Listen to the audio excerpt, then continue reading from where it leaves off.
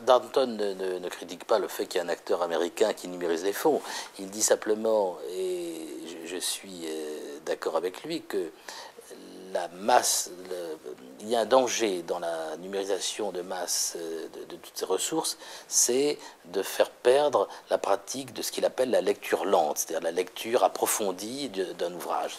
Quand vous accédez, vous cherchez un mot-clé, vous accédez directement au mot que vous cherchez dans un texte, vous n'avez pas besoin de le lire du début ou à la fin.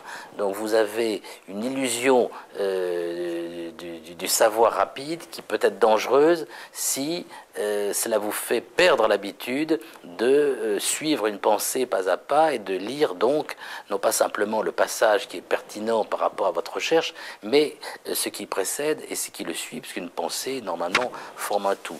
Donc ça c'est un point que souligne Darnton, et c'est pas du tout lié à Google. C'est-à-dire quand nous-mêmes nous mettons en ligne des centaines de milliers d'ouvrages accessibles à la recherche en plein texte, nous exposons, si je puis dire, le lecteur au même danger. Du point de vue des bibliothèques, comme la nôtre, Bibliothèque nationale, qui doivent garantir la pérennité de leur offre, évidemment, nous avons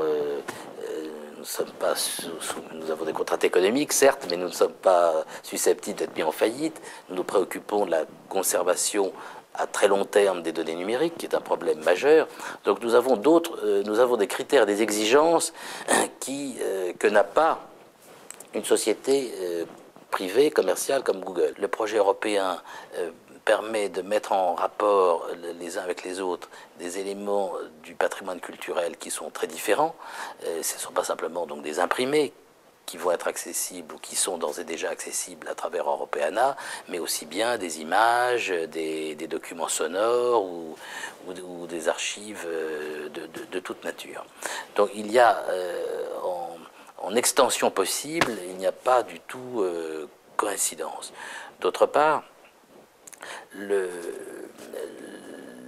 l'intérêt des programmes publics, parce que c'est essentiellement des programmes publics en ce domaine, est de procéder de manière ordonnée à la numérisation, de dégager des priorités, voire de constituer entre pays européens des corpus virtuels à partir de ce qui existe, par exemple, en Autriche, en Espagne, en France.